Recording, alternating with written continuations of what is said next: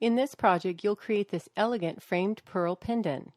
Double firing makes it easy to add a post for attaching a genuine half-drilled pearl. I started by making a radiating texture for the frame from polymer clay.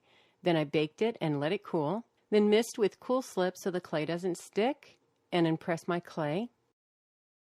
I'm using the Victorian Frames medium shape template and cutting away the inside, which I don't need. It's always best to do that first. Then I used the Victorian Frames large shape template for the outside frame. Rather than cutting it out, I'm impressing the template to emboss the shape. This gives me more rounded edges and saves on cleanup. Then I use my ultra clay pick to cut away the excess clay. Then let the frame dry without moving it from the cutting surface. For the center, I'm using the Victorian Frames small shape template. For this piece, I'm embossing the image using a roller, and then cut away the excess and allow the piece to dry. When the pieces are bone dry, refine the edges to your liking.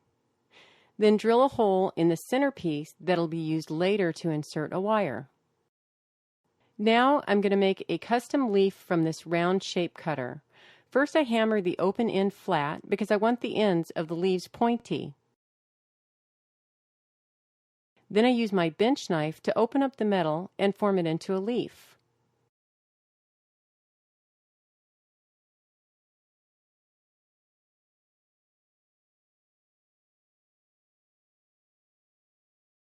Then use the new cutter to cut out 4 leaves and make a vein in each one. Then dry and sand the parts. I arrange the dry pieces on my rubber block and use paste to attach the leaves across the center piece and the frame. Notice that I drew a circle on the center piece to help me align the leaves.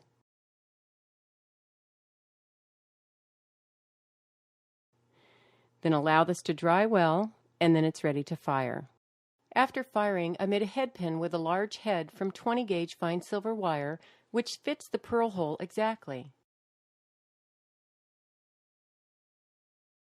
I drilled out the hole to 20 gauge and inserted the wire. Push it through all the way and make sure it sits flush to the back. I made a small flower element to cover the head pin and attached it with paste. The riveting anvil is great for things like this because the wire has a place to go. For the bail, I cut a wedge-shaped piece from an extruded tube and then sanded one side flat and then pasted it in place. Then to fire it, I made a hole in my soft kiln shelf for the wire to go through. After firing, I use flush-cut nippers to trim the wire so it fits the pearl.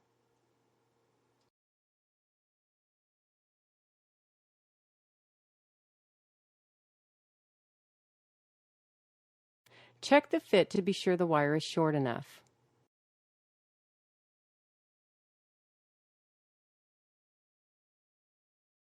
To set off the pearl, I used patina gel to oxidize the silver and then finished with a fine Scotch-Brite pad followed by an ultra polish pad. Don't worry if the wire gets bent during polishing like mine did. Just use a parallel pliers to straighten the wire. Next, it's time to glue the pearl in place. I use hypo tube cement. Just 1 drop is all that's needed.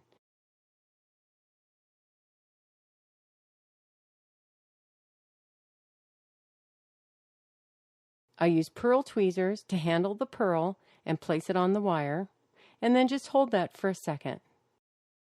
Then just add a chain or cord and your framed pearl pendant is ready to wear or sell. Visit our Learning Center at www.cooltools.us for more cool jewelry making videos.